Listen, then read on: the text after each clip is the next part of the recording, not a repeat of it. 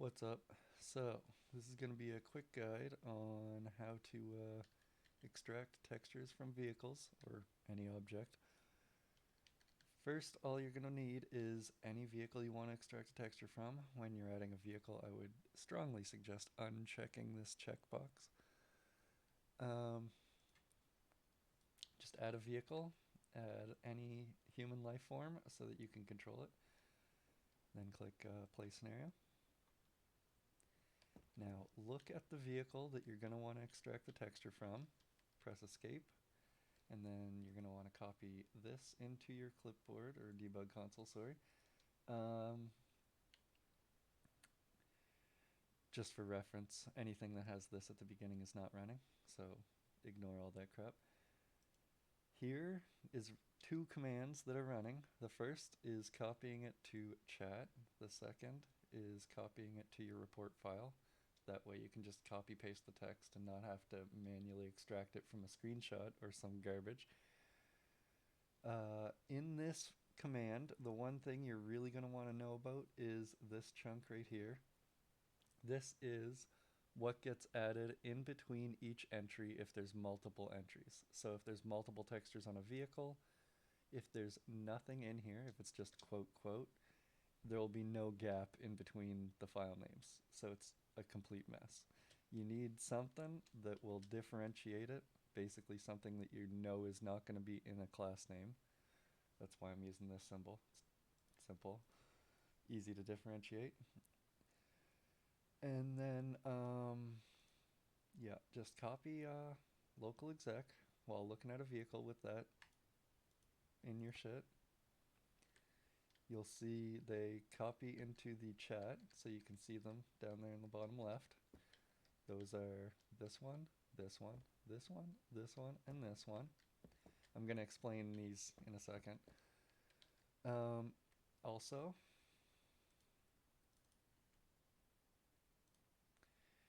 you're going to want to go to your report file, open it with Notepad or whatever.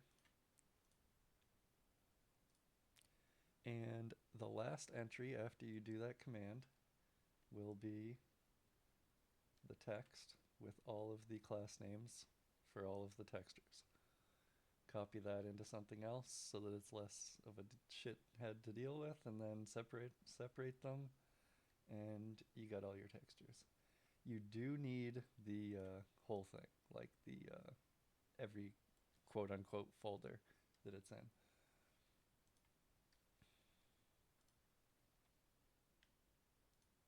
Oh, sorry, I should probably show you how to get to the report file. Just go to open Windows Explorer, type percent local app data percent slash Arma space 3, press enter. It'll bring you to this folder. Search by date modified, and it will be the most recent file. Alright, once you got your texture names or class names, you go back into the editor, and to test them on a vehicle, you're just going to need to set the texture. Very simple. The only thing that's a pain in the ass is this part, which is called the selection. That is which part of the vehicle that it gets applied to. Start with 0, because that's the first selection, and generally most vehicles, especially RHS vehicles, use the first as the body, basically, or base texture, whatever you want to call it. It can be more than a single number, so it might be 0, 1, 2, 3, etc. Start with all those. If none of those work on a vehicle, try brackets 0, comma 1, 0, comma 2, 3, 4, etc. 1, 0, 2, 3, 4, blah, blah, blah, blah, blah, blah, blah, blah. But generally, it's going to be 0. And if it's not 0, it can be a fucking pain in the ass to deal with. And generally, I would say don't even worry about it. Another thing that you're going to want to know about is these user textures, these square things that I have these textures applied to. Go to props in F1, search for user. The two you want are 1 and 10 meter. 10 is a massive version of the same thing. It's just a empty square that you can add a texture and a material to. By default, it has nothing in either. I am using a emissive material here. Obviously, I'm using the Busk3 material or texture, but the material is a different thing than the texture. It adds properties to the texture, essentially. The emissive one I'm using here just so that I can see the texture better. It just makes the texture quote unquote glow at 100%. It's not what it will look like on a vehicle or in reality. However, also, if you want to find that texture, the emissive one, go to VR Objects, Blocks, and add any of these other than the 1 meter. That one won't let you do it. Just double click on the object, and the second thing here, second entry, is going to be the emissive material. Just click anywhere, click Control A, click Control C, close it, and then go here, Control V. Alright, so the good thing about the user texture, why I'm using them.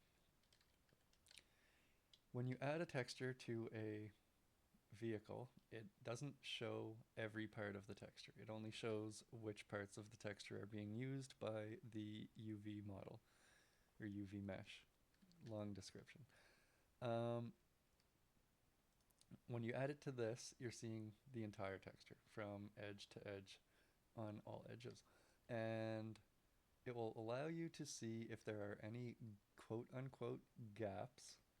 A gap is like here, where there are solid chunks of black that are not used in the texture.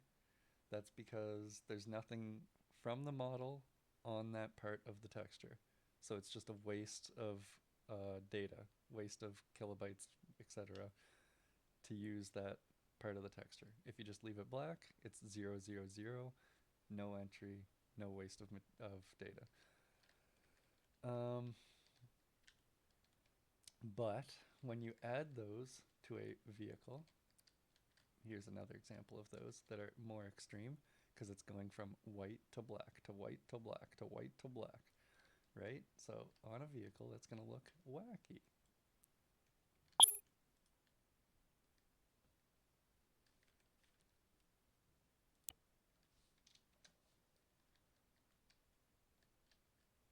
This is what it looks like on a vehicle, that texture.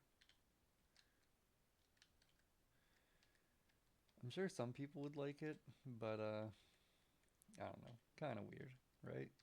Just because it's got all those extreme differences or gaps or chunks of missing texture, basically. Here's another example of extremes. This texture doesn't have gaps. It's this texture right here. There are very dark parts, but if you get close enough, you'll see that they're actually somewhat colored. Like, they do look completely solid black until you get fucking a millimeter away from them, basically. I forget the fucking button that you have to hold to go slow with the camera in this shit. So sorry, I can't do it. However, this is a Busk3 texture. Looks extreme, and the wings have ERA because, you know, that's normal. I'm sure some people would like this one too. I don't think it's terrible, but some people might not like it.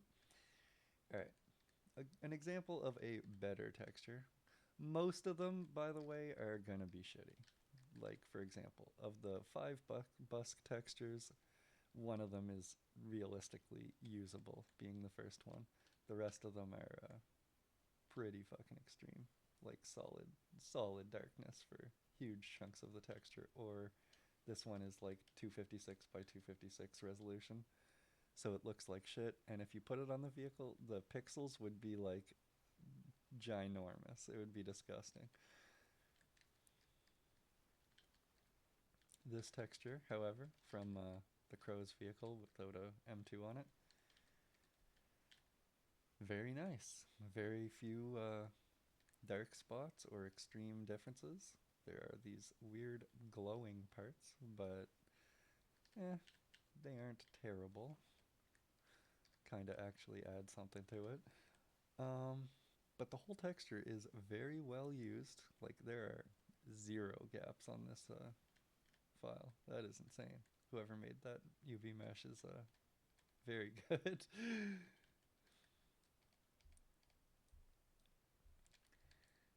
Looks pretty nice on the A10 as well. It is very dark. Also, for reference, just in case if you are wondering, I'm not using the glow texture on the vehicles, just on the user texture crap. Funny side note, I noticed all of the parts hanging off of the A10 are just copy pasted. Like whoever made the model, they took these three chunks, copied them, and then inverted them in X dimension, and didn't even adjust the UV model. So the UV model is using the same part of the texture for both of these, and both of these, and both of these, just inverted. That is not right. I can promise you, because a normal map, when it's inverted, is backwards.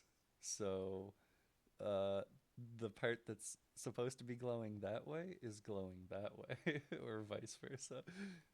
Is not generally not a good idea. All right. Other than that, think we got everything in here. All right.